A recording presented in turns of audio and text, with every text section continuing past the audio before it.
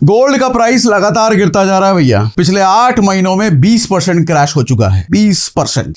लेकिन दुनिया के one of the biggest financial institution ने प्रेडिक्शन किया है कि गोल्ड जाएगा 2,24,000 के पार। फिलहाल गोल्ड 1,41,000 के आसपास है, लेकिन उनका कहना है कि गोल्ड 2,24,000 के पार जाएगा। अब यहाँ पे सवाल उठता है कि इतना बड़ा फाइनेंशियल इंस्टीट्यूशन कौन है, कैसे उसकी बात पे यकीन करें? क्या वो सच कह रहा है या फिर गोल्ड अभी डाउन ट्रेंड जो चल रहा है भैया, गोल्ड अभी और नीचे जाएगा?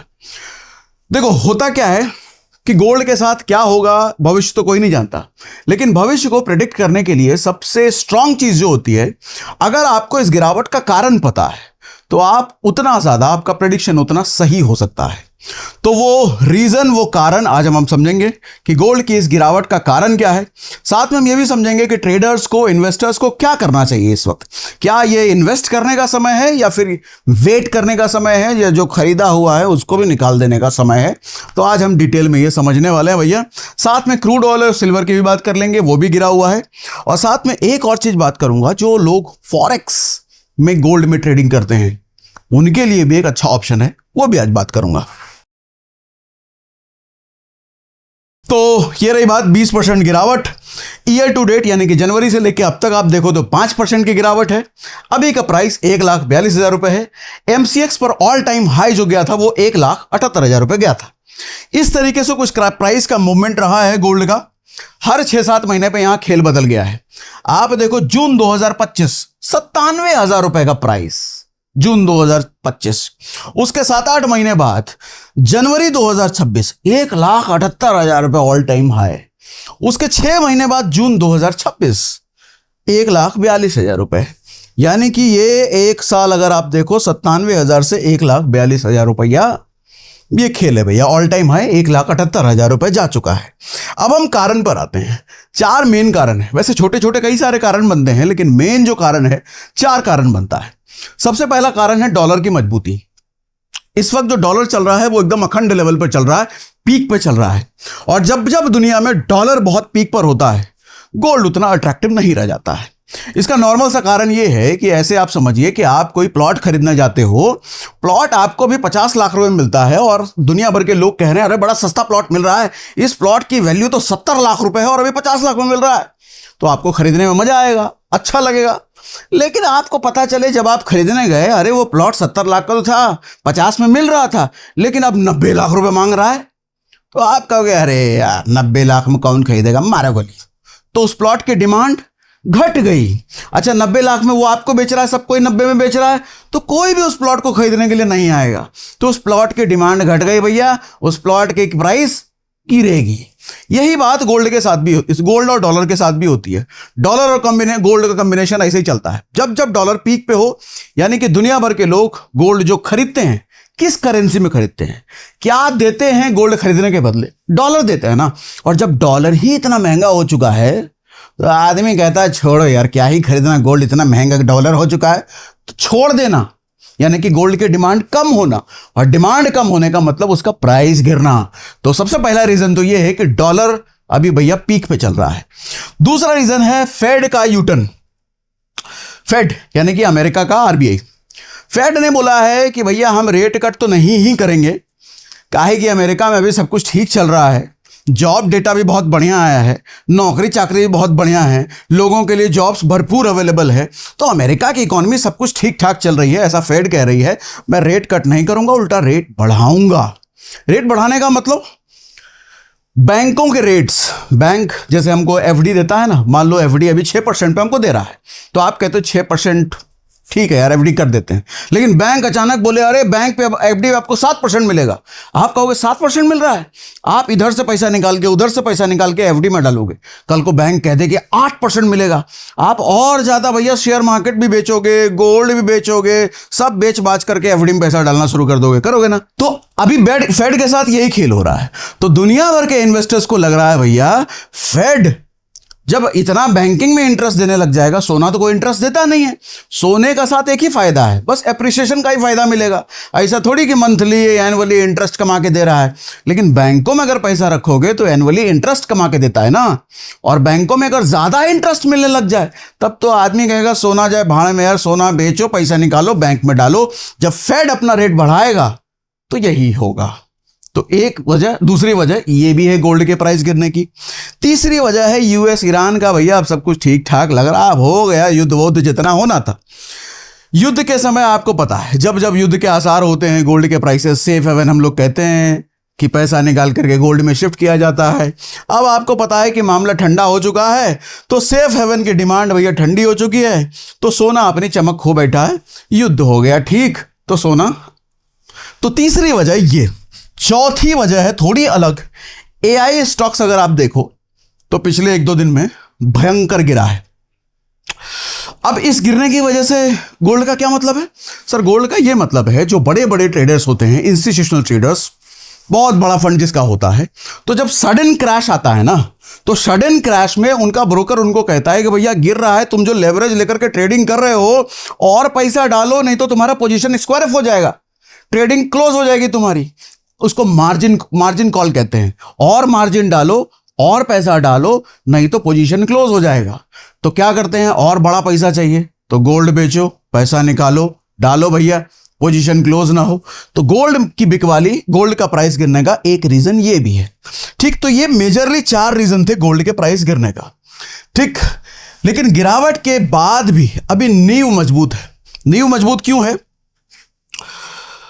Q1 2026 में सेंट्रल बैंक ने नेट खरीदी करी है 244 टन सोने की, यानी कि ईयर ऑन ईयर ये 3% खरीदी बढ़ा रहे हैं गोल्ड की। 317 टन चाइना ने Q1 में इंपोर्ट किया है, यानी कि पिछली तिमाही से 3 गुना ज्यादा टन सोना चाइना ने इंपोर्ट किया है। 95% सेंट्रल बैंक ने 2025 में गोल्ड रिजर्व बढ़ाना चाहा है, 95%। 193 बिलियन टोटल गोल्ड का डिमांड है भैया, यानी कि डिमांड अभी भी रिकॉर्ड स्तर पर जा रहा है। अभी आपको बहुत कुछ क्लैरिटी मिल रही होगी। मैंने क्या कहा था, अगर रीजन की क्लैरिटी आपको है तो भविष्य को प्रेडिक्ट करना आसान हो जाता है। और इतना देसी अंदाज में भैया डिटेल में हम ही बता सकते हैं। ठीक है, कमेंट में आप भी बता देना, हाँ बात तो सही है यार, इतना आसान तो कोई नहीं बताता है। अब क्या करें, इन्वेस्टर हैं हम, ट्रेडर हैं, क्या करें? पहले इन्वेस्टर की बात करता हूं, फिर ट्रेडर की बात करता हूं। और इस अपॉर्चुनिटी का फायदा उठाना है, पैसा उसा भी कमाना है गोल्ड से, तो कैसे कमा सकते हैं वो भी बताता हूं। लॉन्ग टर्म इन्वेस्टर्स, देखो लॉन्ग टर्म इन्वेस्टर्स के लिए आप इसको सेल की तरह ले सकते हो। मैं ये नहीं कह सकता कि गोल्ड इससे नीचे नहीं जाएगा, ये कोई भी नहीं कह सकता, हो सकता है भी नीचे जाए, लेकिन एवरेजिंग इसी को तो कहते हैं। थोड़ा थोड़ा गिरे तो थोड़ा थोड़ा इन्वेस्टमेंट करते जाओ, एसआईपी के माध्यम से कर लो, लमसम के माध्यम से कर लो, जिस तरीके से आपको सूट करता है। चाहे आप गोल्ड ईटीएफ में करो, गोल्ड म्यूचुअल फंड में एसआईपी करो, गोल्ड क्रिप्टो करो। गोल्ड क्रिप्टो पैक्सजी के बारे में हमने डिटेल में बात करा हुआ है कि किस तरीके से ये गोल्ड के इन्वेस्टमेंट को बेहतरीन अट्रैक्टिव बना देता है। तो आप चाहो तो पैक्सजी सागर सिन्हा सर्च करना। क्या करना? पैक्सजी सागर सिन्हा, पैक्सजी ये वाला, अच्छा यहाँ नहीं लिखा, नीचे लिखा है पैक्सजी, इधर कहीं मैंने लिखा है, ये रहा पैक्सजी सागर सिन्हा सर्च करना, आपके सामने वीडियो आ जाएगा। डिटेल में समझना पैक्सजी को। पैक्सजी अगर आप समझ गए तो गोल्ड ईटीएफ और गोल्ड एसआईपी भूल जाओगे। पैक्सजी इतनी मजेदार चीज है। पोर्टफोलियो का 10 से 15% आपके गोल्ड होना ही चाहिए। सही फॉर्म चुनना जरूरी है सर गोल्ड इन्वेस्टमेंट का।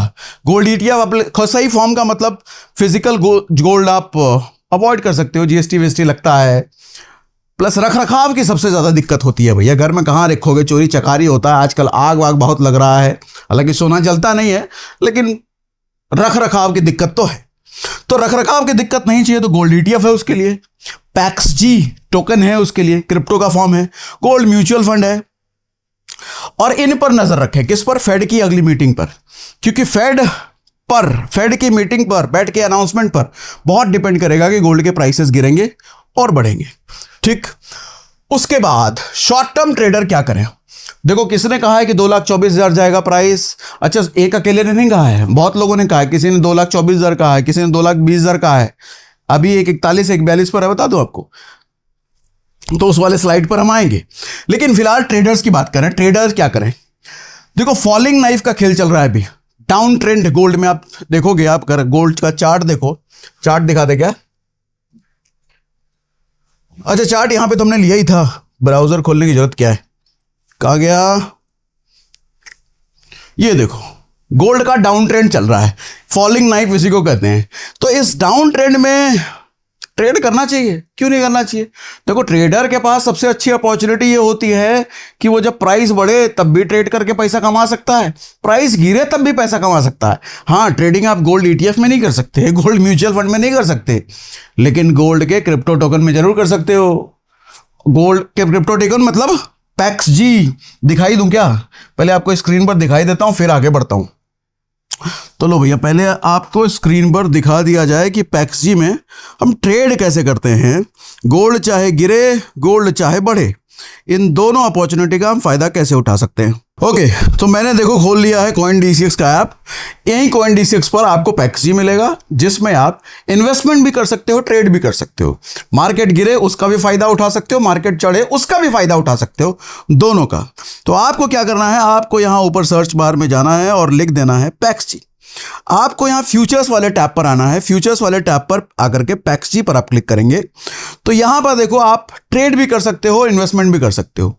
ट्रेड करने के यहां पे फायदे ये हैं कि आप 24/7 कभी भी यहां पर ट्रेड कर सकते हो। जैसे इंडियन मार्केट में ETF वगैरह खरीदते हो तो शाम के 3:30 बजे के बाद मौका नहीं है आपके पास, लेकिन यहां 24 घंटा है। और सबसे बड़ी बात, यहां ट्रेडिंग में आपको लेवरेज मिल जाता है। MCX पर अगर गोल्ड में ट्रेड करने जाओगे तो मार्जिन बहुत मोटा लगता है, लाखों रुपए की जरूरत पड़ती है। यहां 100-200 रुपए से आप ट्रेड कर सकते हो, प्रैक्टिस कर सकते हो, सीख सकते हो।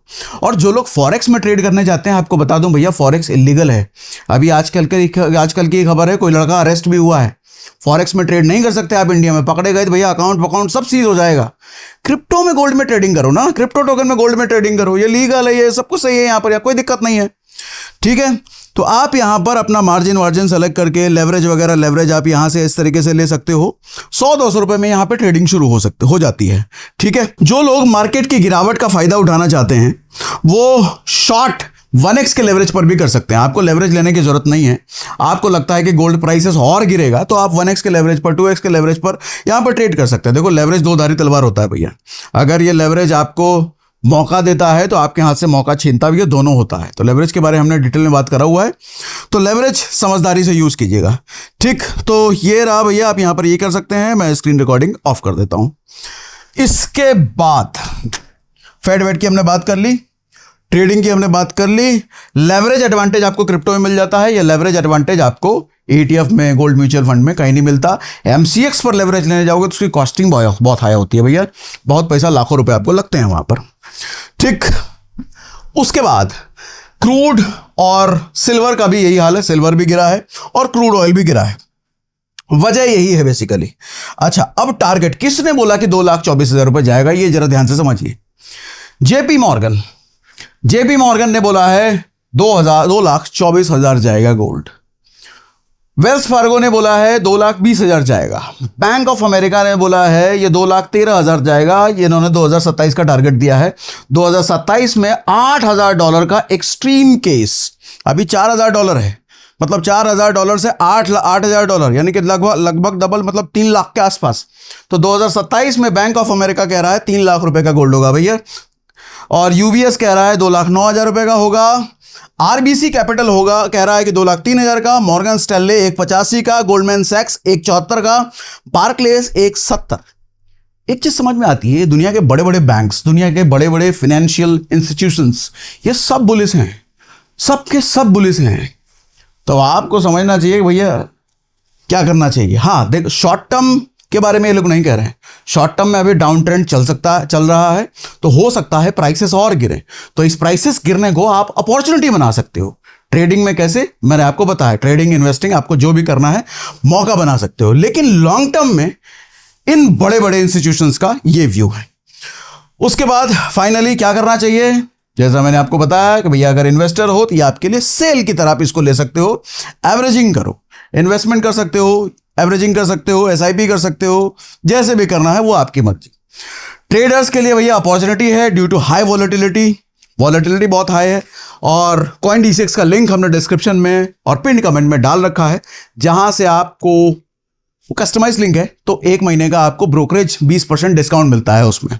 ठीक है, प्लस हमने एक टेलीग्राम चैनल का भी लिंक दिया है।